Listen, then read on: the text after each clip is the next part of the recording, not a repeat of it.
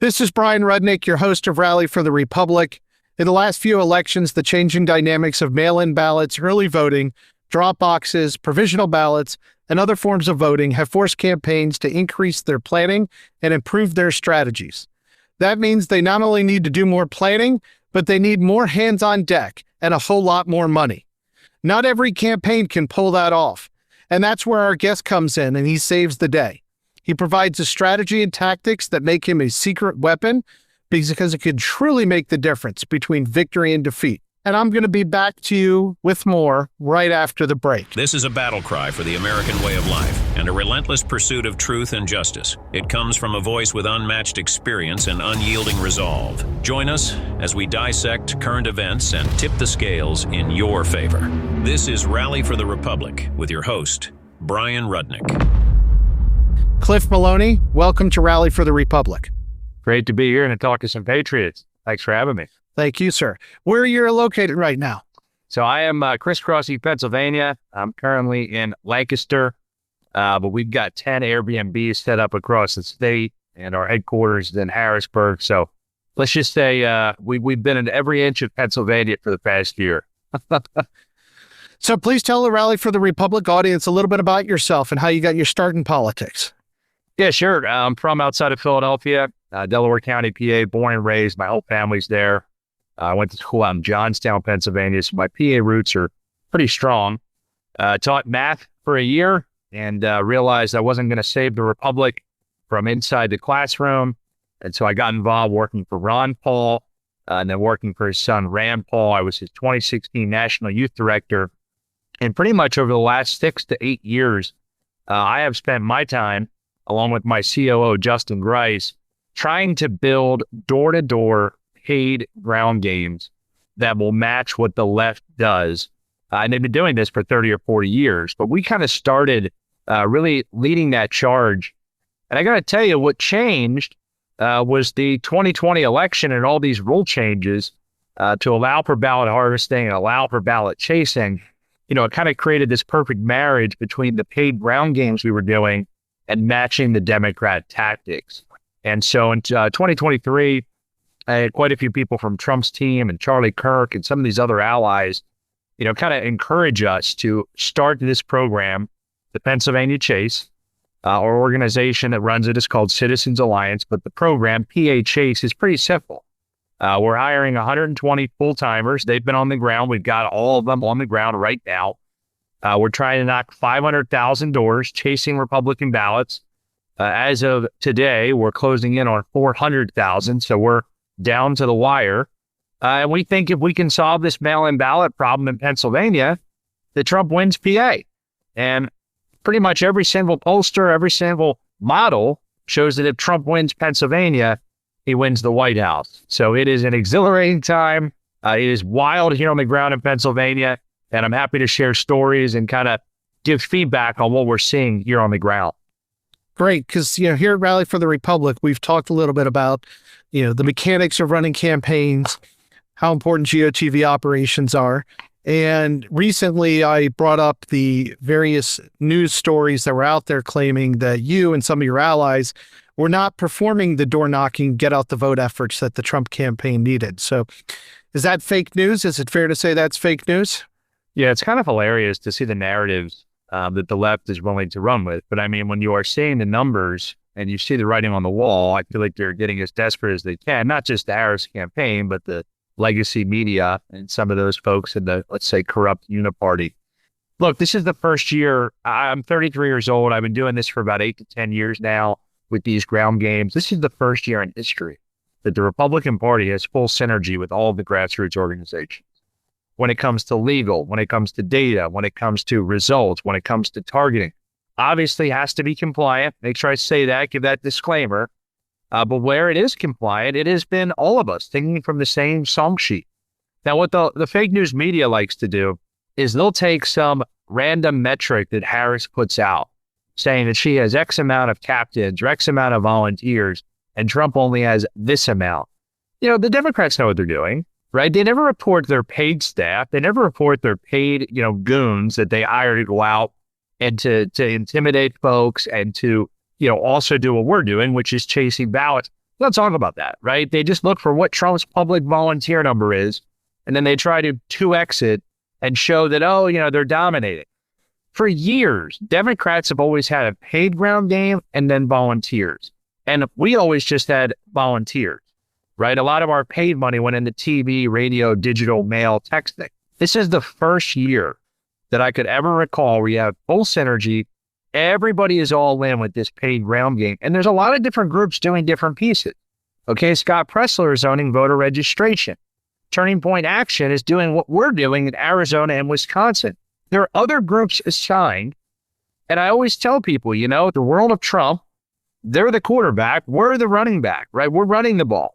We're the ones actually grinding it up the field. But you have all these different components that I feel like for the first time are coming together just like they do on the left. So what do you think our side is doing that's different from the Harris team that's going to help get us over the line? Nothing. What we're doing different is what we did in 2020 compared to now, right? If you ask me, and this might get me in trouble, I'm just using Joe Biden's playbook from 2020, right? I have 120 full-time people. We're knocking 500,000 doors. But you're not going to steal the election like him, right? Yeah, let me put the asterisk on there. Let me clarify. Yes, great. But I tell people, it isn't some grand strategy or grand scheme or some genius in a room. It's in 2020. And let me explain why this happened in 2020. Here was the culture, and this was my culture. It was Trump's culture. It was Republican culture. In 2020, we all said, well, don't vote early because we want to vote the most secure way, which is on election day. Okay, I said that. We all said it. 2021, we said, well, let's see if the courts will fix it and get these wild COVID rule changes, bumped back. They did nothing. 2022, in Pennsylvania specifically, we said, well, let's see if the legislature will take care of it. But we lost the legislature to Democrats. So there was no hope at that.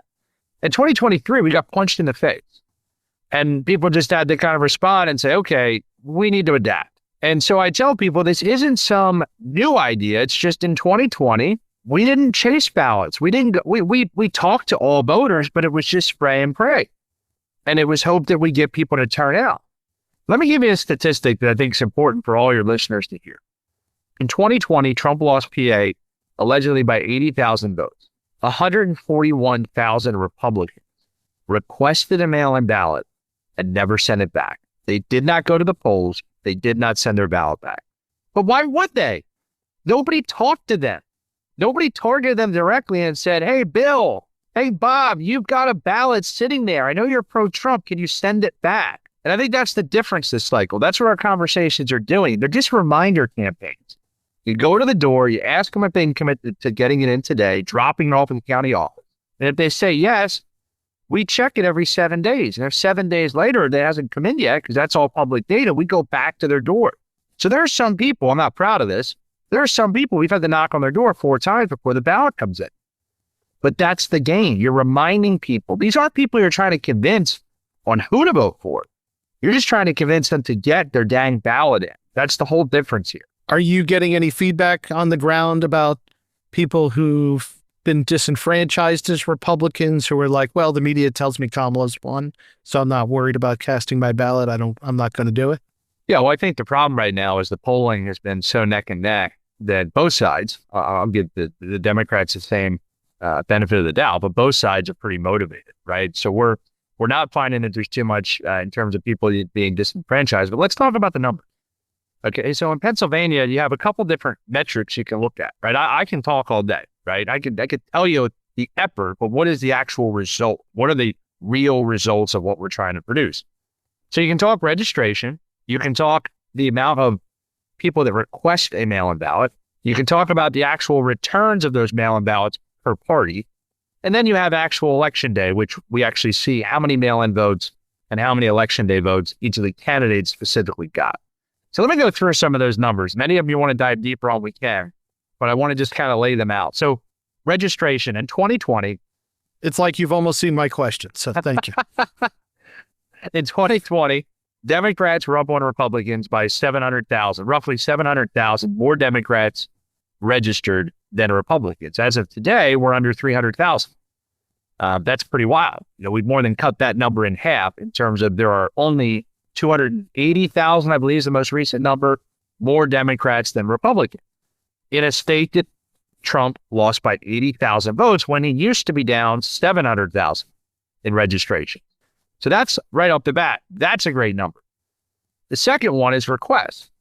Okay, if you look at the requests, I mean, Democrats are down in terms of the amount of requests by over 500,000. If you compare this time in 2020 to today, 500,000 less Democrats have requested a mail-in ballot. Now, there's some variables to that. It could be Harris, just lack of energy.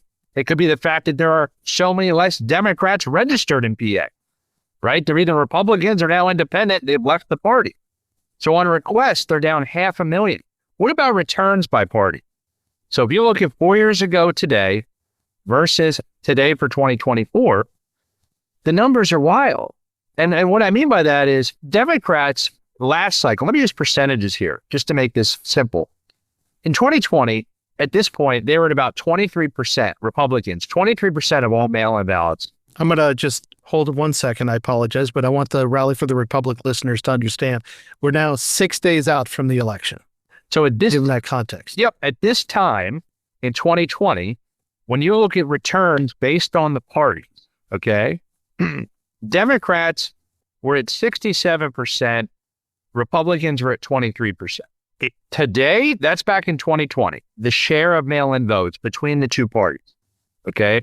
Today, Republicans are at 35%. That is a 12% increase. And I want to now, in the share of mail-in ballots, Republicans went from only 23% to 35% of the share of mail-in ballots. So it's 35-65 Trump to Harris versus 23, no, hold on. Am I getting that right? 23-70 Trump compared to Harris and Trump. But let me give you your own numbers. So I think this is the most important or the easiest to understand. Biden beat Trump on mail-in votes, 2 million to 600,000. That's a 1.4 million vote advantage going into election day. Where is Harris? She's up by less than 400,000 right now. So for all those people that are like, Democrats still are beating us by 400,000 votes. Hold on. Biden beat Trump by 1.4 million. And Biden only won the state by 80,000 votes. Trump won election day by 1.3 million. So there's a lot of ways to spin this. There's a lot of ways to try to understand where we are. I'm telling you this, I am extremely confident, but I am running as if our program has us down by 5 votes. We are working all day, every day, now through the election, to make sure we turn out every Trump voter, because they have 2 ways they can still win. 1, in the next 6 days, they can run up the score on mail-ins, or 2, they can have some sort of way oversaturated overflow that hits on election day. I think is the Scranton Joe effect having an impact? I think Joe calling all of us that are supporting Trump garbage is probably going to be the most impactful comment of the election. I think it's a deplorables level comment. I think they're going to try to run from it. It's simple to understand. When you listen to him, it sounds authentic. When you watch him, it sounds authentic.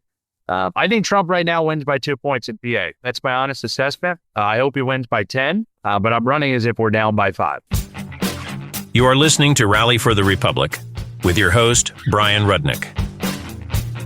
What's the biggest challenge you're facing right now?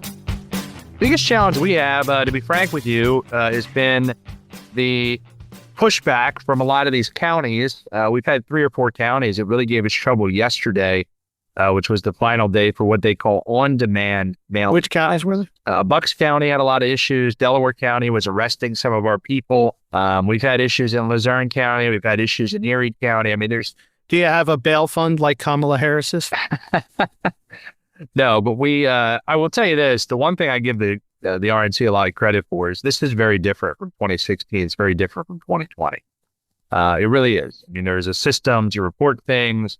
Michael Whatley last night announced that they're suing Bucks County for their actions yesterday. I mean, that's 3 hours after the actions happened. That's what we need, right? That's what the Democrats do. You got to be proactive, right? And you could say, oh, he's reacting. It's like, yeah, but he did it same day. It's not November 6th, right? And we're all like, well, there are these anomalies and these issues. Like, no, you need to expose some of these things now. So I think the biggest challenge is making sure the Republicans don't become complacent now on Tuesday.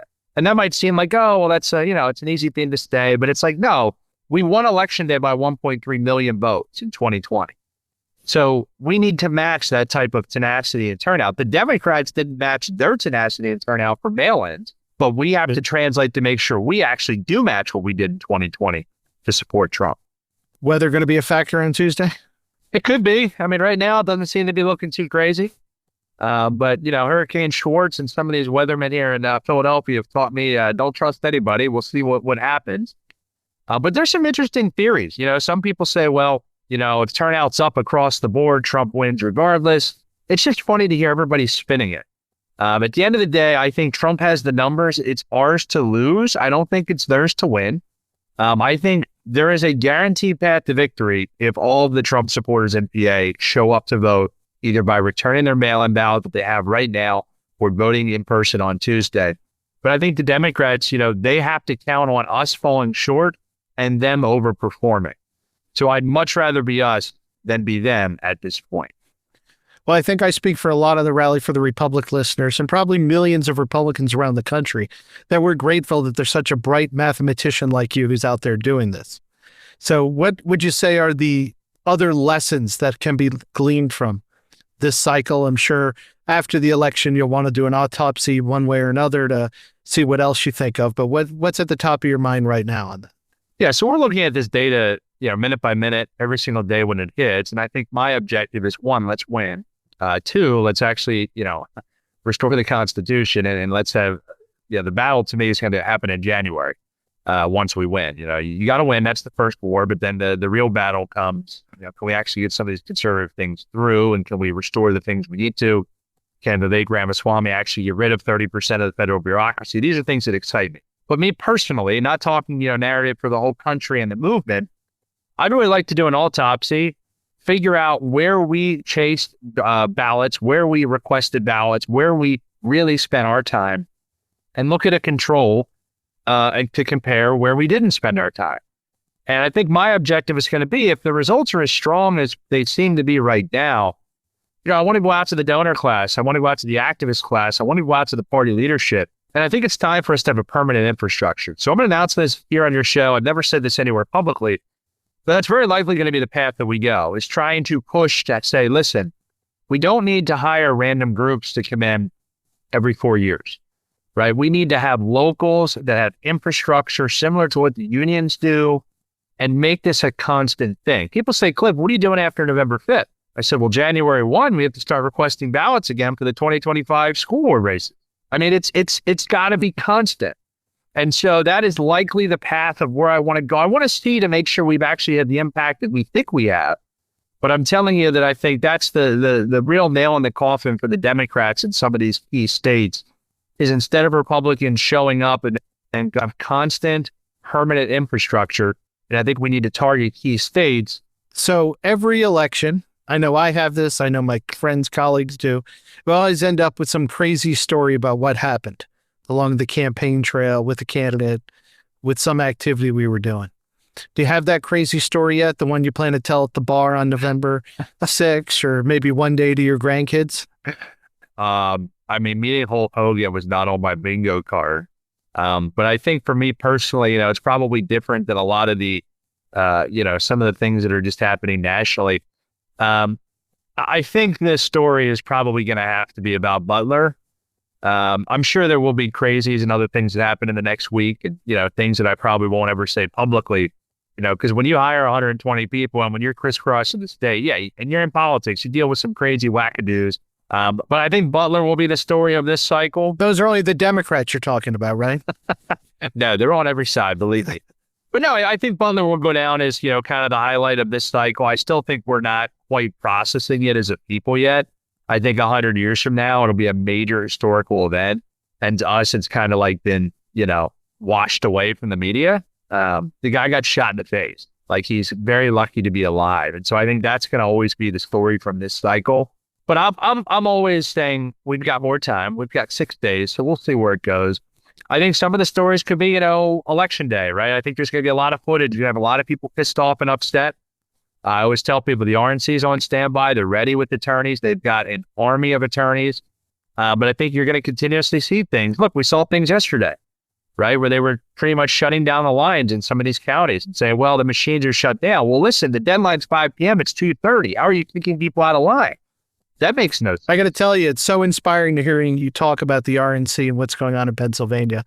Because for those who have seen my background, in 2008, I spent some time in Pennsylvania, was asked to go up there as part of a RNC-related PAC to do some Jewish outreach. And I can tell you, things up there back then were really disorganized. So it's great to hear how much the improvement there is now.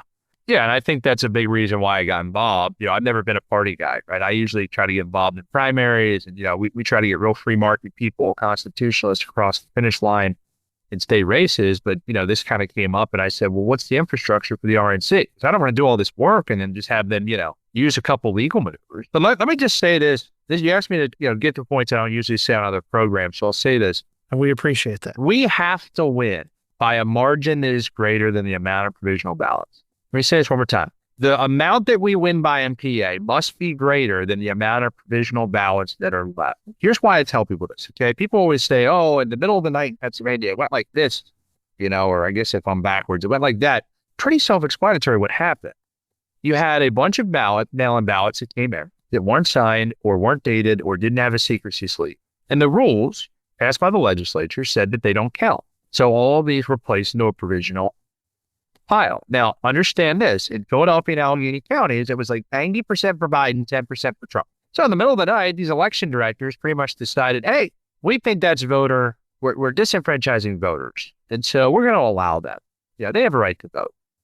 And so they counted them. And all of a sudden, if 100,000 ballots came in, guess what? 90,000 for Biden, 10,000 for Trump. And this happened in Philadelphia, it happened in Allegheny County, some of the other blue counties. The law of the land now states after 2022 that they do not count. Supreme Court of PA has said, no, it does not count. But I'm telling you guys, listen to me.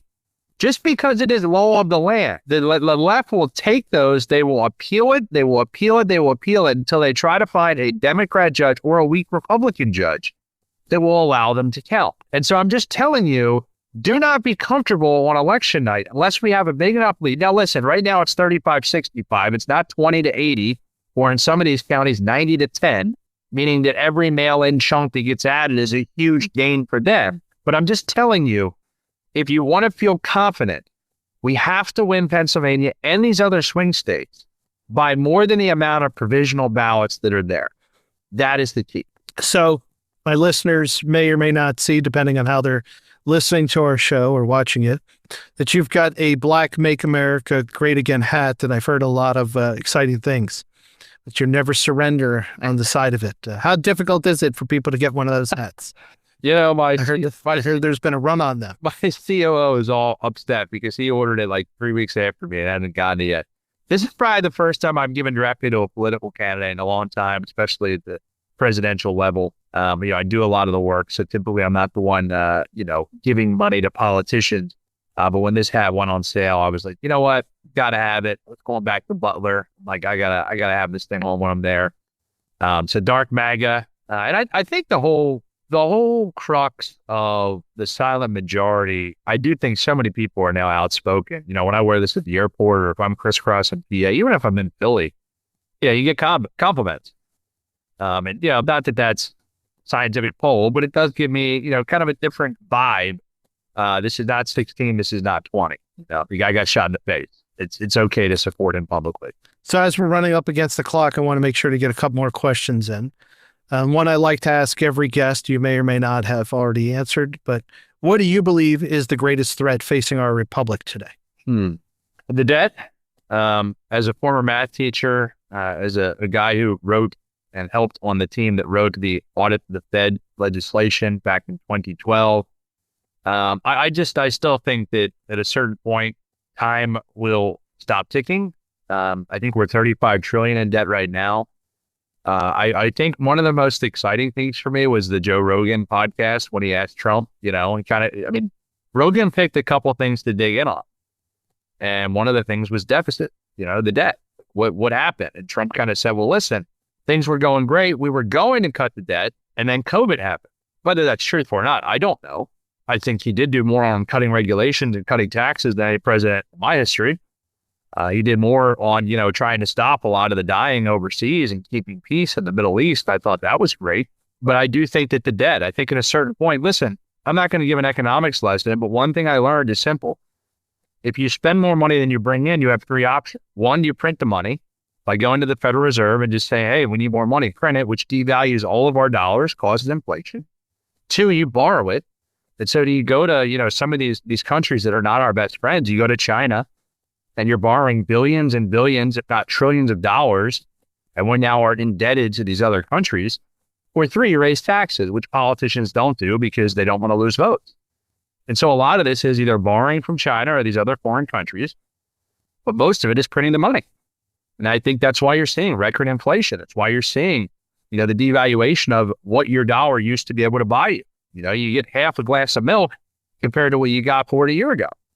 And so I think a lot of these things, we can talk about wars as an existential threat. Obviously, I think we need to really rethink our foreign policy. There are a lot of little issues in the States. But to me, and it's not sexy, right? It's not something voters really talk about, is the spending and the debt. Now, what we are talking about is inflation. And so it's starting to get there where that conversation has to happen. Because we're talking about the effect, which is inflation. But what's the cause? It's the spending. I want to thank you for being on Rally for the Republic. I want to make sure the listeners know how to get in touch with you. And if there's something that the Rally for the Republic listeners can do to help you, where should they go? Sure. If you want to follow me on X, it's @Maloney. And look, here's the two things. If I had to put a hard ask out there to all of you guys listening and all the patriots out there that care about winning. If you want to win the White House, you have to win PA. So here are my two asks. One, come to Pennsylvania. I don't care if it's for a day. I don't care if it's the next 5 days. Come to Pennsylvania. I'll put you in a hotel. I'll give you gas cards. We'll give you literature. We'll get you set up on our app. You can talk directly to the people in Pennsylvania that will decide PA and decide the White House. This is going to be a close election. So if you can come out here, go to phchase.com/sprint. That's our final sprint program. It's phchase.com/sprint. We'd love to have you on the ground. Two, if you can't come out because you're busy, you got to put food on the table, you don't want to come out and travel and knock doors, that's fine. Sponsor a ballot chaser. A full day of ballot chasing is $175. That covers everything, and all of that money goes directly towards their pay, the housing, the food, the gas card. $175. That's phchase.com/donate. Look, I want to say thank you to you. People giving me an outlet to talk about what we're doing. This is a grassroots movement. We raise this dollar for dollar from low dollar donors across the country. And the reason we've been able to have these people is we're fighting, we're putting these programs together, we're doing the logistics, but none of it works. So you giving me a platform to talk about it, I just really appreciate it. Well, Cliff Maloney of Pennsylvania Chase, we appreciate you coming on Rally for the Republic. I'd ask that you join us after the election to give us a debrief on what you learned from it and what worked and what didn't. And if you don't deliver Pennsylvania for Donald Trump on a silver platter, just send us a postcard from wherever you go. But I hope the opposite, that you'll be back on the show. I think the country is counting on you. And I've already teased up to my audience that you're making him the 47th president. So I am personally counting on you to do that. Yeah. It's been an honor to have you on Rally for the Republic. So thank you. Yep. And I'll commit to coming back. Appreciate you. Great. So thank you for Rally for the Republic listeners for tuning in. As always, join us, Rally for the Republic. Engage with us. Feedback at rallyfortherepublic.com. Please remember to download, share, and like us. If your platform allows it, give us a 5-star rating. More importantly, stay in the fight and never give up on our republic. I'm Bryan Rudnick. Thank you for your time. Thank you again, Cliff Maloney. Swollen limbs, joint pain, inflammation, skin aging, and cognitive decline. Those are just a few of the awful side effects you can experience due to poor blood circulation. To make matters worse, it's highly unlikely your blood circulation is going to get corrected on its own, and that means your health is only going to decline as you age. Ibuprofen ain't the solution to your pain. It's only a temporary relief. It's masking the true problem of inflammation. So go to getkrill.com/rally for the Republic right now. And I want you to take advantage of a special free shipping offer that's going to only happen for Rally for the Republic listeners. Because there's new research and it proves there's a potent deep sea super nutrient tucked away 73 miles off the Antarctic coast. It's the hidden key to improving your blood circulation. Researchers are saying to add this Antarctic super nutrient to your diet. I'm talking about omega-3 fatty acids, not any form of omega. The particular omega-3 fatty acids are sourced from wild-caught krill. The omega-3 in the krill oil shows to support healthy blood pressure, circulation, brain health. It's going to reduce inflammation, swelling, and joint pain. Lots of benefits going on. And it can outperform name-brand pain relievers. And it most especially does not have those dangerous side effects that ibuprofen does. So for a limited time, right now, I want Rally for the Republic listeners to take advantage of Native Path's Antarctic krill oil. It's as low as $19 a bottle.